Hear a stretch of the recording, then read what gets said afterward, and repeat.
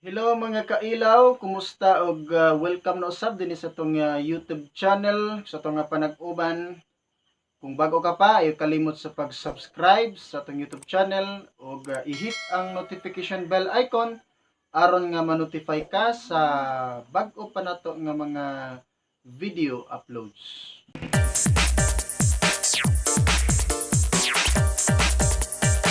Nini nga tungura mga kailaw, doon na kita'y hisgutan na usab nga importante kaayo nga butang. O hinaot sa ato pod nga mga pagtuon sa miagi nga higayon.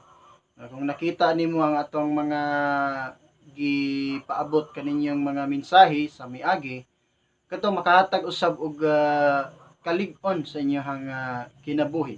Nga bisan sa akong kaugalingon mismo, pinagi sa maong mga mensahe sa maong pulong sa Dios, nakatabang ka itog dako nga ni kanako nga mas mulig-on pa diha sa akong pagtuo ug pagpangalagad sa tong buhi nga Dios. So nining tungora mga kailaw, di ta maglangan sa atong pagtuon sa mensahe na usab nga presko pa kayo ni siya mga kailaw. Sumala diya sa panultihon kapitulo 20 versikulo 2. Dunay passage nga atong mabasa karon mga kailaw. Pinasahi ni siya pero dugay na ni siya tungod kay pagangalan nga gitala kini diri sa Biblia. So dugay na ni nga panahon. Pantingali talagsara kaayo mahisgutan. So karon ato kining hisgutan tungod kay dunay mensahe ang Dios alang sa matag usa. Sumatud pa sa pulong sa Dios, kahadluki ang hari nga nasuko ingon sa imong pagkahadlok sa leon nga nagangulog. So ang paghagit sa iyang kasuko mo'y pagpatay sa kaugalingon. Mao nay mensahe nga atong kuhaon karon gikan ni ana nga passage ug padayon lang sa pag tan-aw sa pagpaminaw sa mensahe sa Dios kailaw. So atong makita din nga kinahanglan nga kahadlukan nato ang hari. So sa atong sitwasyon ingon nga mga magtutuo, to nakitay Dios ug ang atong Dios may atong giilang nga hari. So ma-reflect nato ni siya mga kailaw nga kinahanglan ang Dios ingon nga atong hari niya. Hari siya sa mga hari, Ginoos mga Ginoo. Ang gi-instruct din karon is kinalang kahadlukan gayud nato siya. Tungod kay hari siya, dili siya basta-basta mga kailaw. Dili siya ingon nga sama lang sa usa ka ordinaryo nga tawo. Usa siya ka Dios, gamhanan nga Dios. Labaw siya sa tanan. Ug dapat siya nga tahuron sa tanan. Now, nganong kahadlokan nato siya tungod ana nga mga kamatuoran. Gawas pa niya na masuko usab ang atong Dios. Masuko ang atong hari. Ug kung masuko siya mga kailaw, dili siya basta-basta. O dili siya pareha sa tao nga kanang pwede ra nimo atbangan ang iya hapod nga kasuko ug kalagot. Pero kung ang Dios may masuko sa tao mga kailaw, kung imo siyang hagiton nga masuko nga kanimo, lisod kaayo ang hantungan sa usa ka tawo.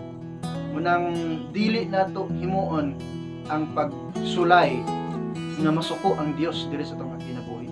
So kining supak nato sa iyahang kaubuton nga kundiin maunay giingon sa pulong sa Dios niya lahi ang ato ang gibuhat. Usa ka na siya ka paagi nga atong gihagit ang kasuko sa hari. Na kung diin makapasuko kahit kana niya nganhi kanato. So kung mahimo atong hunungon kana nga mentalidad ingon nga kita adunay pagtuo nato sa Dios. Tinuod ang Dios, God is love, God is gracious, God is merciful. Walay problema ana mga kailaw. Tinuod na siya. Apan at the same time, God is a just God. Ang Dios maghuhukom siya eh. Do yung gawas pa niya ng mga kailaw aduna siya kagahom nga kung masuko siya, masuko gid siya mga kailaw. Unya dili basta-basta kung siya masuko nganhi sa atong pagbuhat kana bang paagi nga masuko siya sa atong kaugalingon o sa atong kinabuhi. So sa atong pagpabilin diha sa sala, usa na sa makapasuko sa hari mga kailaw. So biyaan nato ang sala bisan unsa diha nga mga butang, mga dili kahimutan sa atong Dios nga matawag og sala, dili nato na siya kana bang pirmihon nga magpabilin na lang gyud sa atong kinabuhi. So kung galing ato nang na-commit sa una, wala pa ta ni Kristo. So karon nga nanata kang Kristo or nanata sa Dios, dili na nato kana himuon pa mga kailaw. Kay giusab na kita ang ato ang kinabuhi, dili na mao kaniadto nga makasasala o ulipon sa sala. Karon lahi na, ulipon na ta siyang grasya. Sa to pa dili na ta kanang ginapos aron nga mo yield gihapon ta sa sala. So ang Dios na mamatong hari o dili na to tuyoon nga masuko gid siya sa itong kinabuhi. Kay kung iyaha gyud nga ibuga ang iyang kasuko ngadto sa tao, unganha kanimo kanako, dili gyud lalim mga kailaw.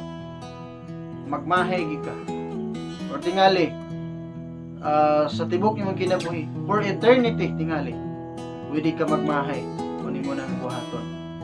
So ingon nga mag-alagad kita sa Dios, kuno siya yung gingon tumano na to naa sa ipabuhat diri ka nato nan kinalan nga dili ta magdumili, musugod kita tungod kay mao kana iyang kalipay. Ug kung malipay ang Dios, kung malipay ang hari, daghan siya kana bang giandam alang ni adtong naglipay niya. Apan ni adtong wala siya malipay, naman unta siya giandam ang tapod. So tingali dili na siya mahinayon nga iyahang ipaabot sa maong tao nga wala maghatag niya kalipay. Kung kasuko nan mga pagpanton, mga latos sa kinabuhi, lisod kayo na ato ang masinati nga manana na lang pirmi mga kailaw. Sama siya sa leon nga masuko. So hinumdaman nato na pag-ayo nga kung ang leon mo ay masuko, dili na siya mabangbang mga kailaw. Grabe na ka kung masuko na suko gina kayo. So ingon ana ang Dios, ingon ana ang pag-illustrate sa Bible, kung ang Dios masuko, sama siya sa leon. So God bless o hinaot nga napanalanginan ka sa ato ang gisgotat karon.